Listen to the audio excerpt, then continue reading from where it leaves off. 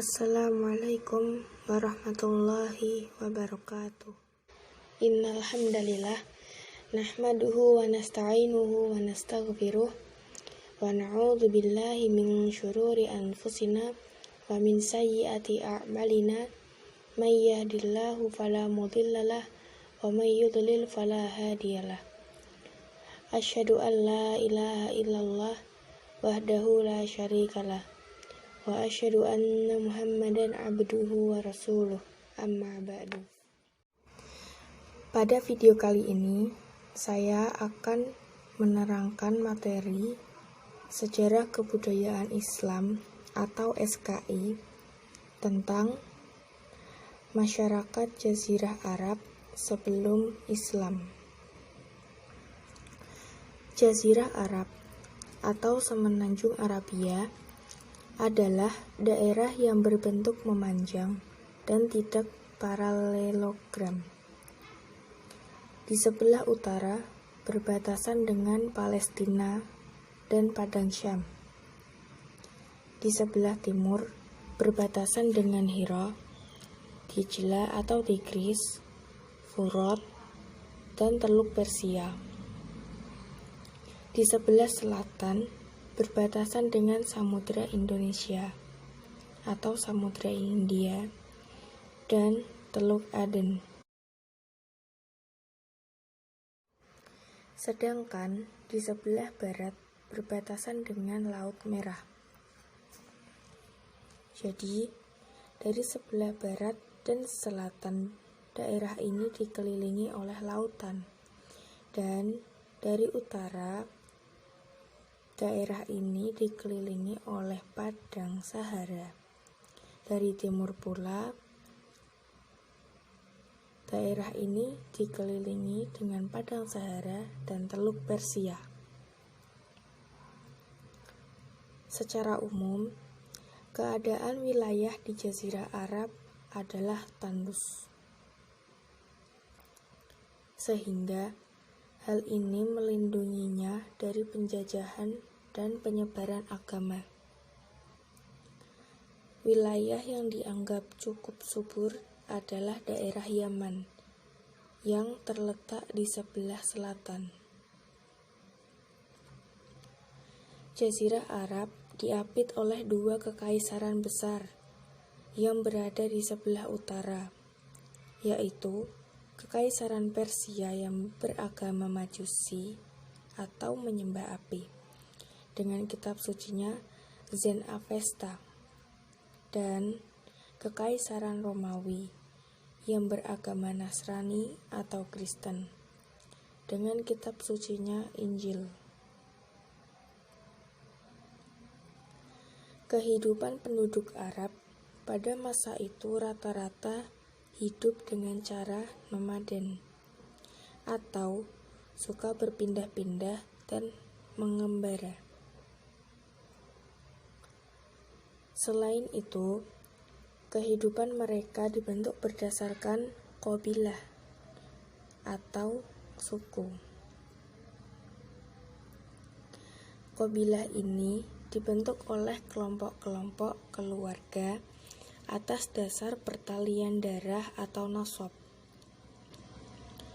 perkawinan, dan sumpah setia. Setiap qabilah dipimpin oleh seorang syekh yang dipilih melalui musyawarah.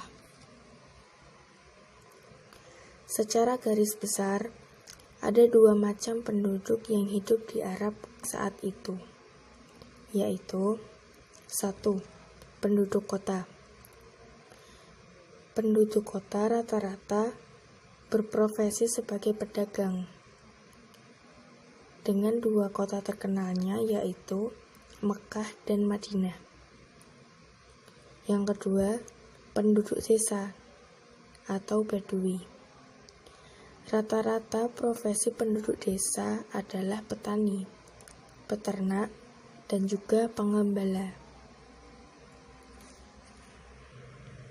Sebelum datangnya agama Islam, masyarakat bangsa Arab mengalami sebuah fase. Fase itu dianggap sebuah fase yang tidak memiliki nilai-nilai moral. Kenapa? Karena pada fase itu kehidupan manusia sangat tidak teratur, melakukan apa saja yang mereka inginkan tanpa terikat dengan aturan. Fase ini biasa disebut dengan zaman jahiliyah. Zaman jahiliyah bisa dikatakan sebagai fase di mana manusia bisa hidup dengan hasrat atau hawa nafsu yang membabi buta tanpa menggunakan akal dan pikiran. Padahal, seperti yang kita ketahui, bahwa akal dan nafsu harus saling sinkron sebagai instrumen dalam melakukan kegiatan sehari-hari. Pada zaman ini, masyarakat Arab memiliki kebiasaan buruk seperti minum minuman keras, berjudi, berzina, dan menyembah berhala. Bangsa Arab telah menganut berbagai macam agama, akhlak, adat istiadat, dan aturan sebelum Islam datang. Agama Islam datang dengan membawa pembaharuan di berbagai bidang, termasuk akhlak, hukum, serta aturan hidup. Butuh waktu yang sangat lama bagi Islam untuk dapat diterima dalam kalangan masyarakat Jazirah Arab, karena kebiasaan buruk telah melekat pada keseharian mereka. Doktrin-doktrin jahiliyah telah tertanam kuat di hati mereka, sehingga sangat sulit untuk melepas kebiasaan-kebiasaan buruk tersebut.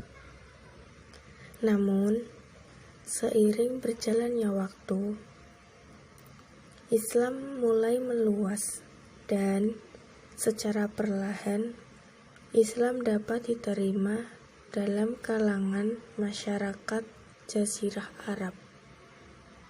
Sebab ajaran agama Islam lebih relevan dengan kehidupan sehari-hari masyarakat pada saat itu. Oleh karena itu, Islam mulai masuk dalam kalangan Arab, dan kebiasaan jahiliyah pun mulai terkikis karena masuknya agama Islam. Saat agama Islam datang di kalangan masyarakat Jazirah Arab, bukan berarti agama Islam menghilangkan semua kebiasaan masyarakat Jazirah Arab atau sistem yang ada pada masa itu. Tetapi, Islam datang untuk memperbaiki kebiasaan-kebiasaan sebelumnya. Karena tidak semua dari kebiasaan mereka bernilai negatif. Ada banyak kebiasaan mereka yang juga bernilai positif.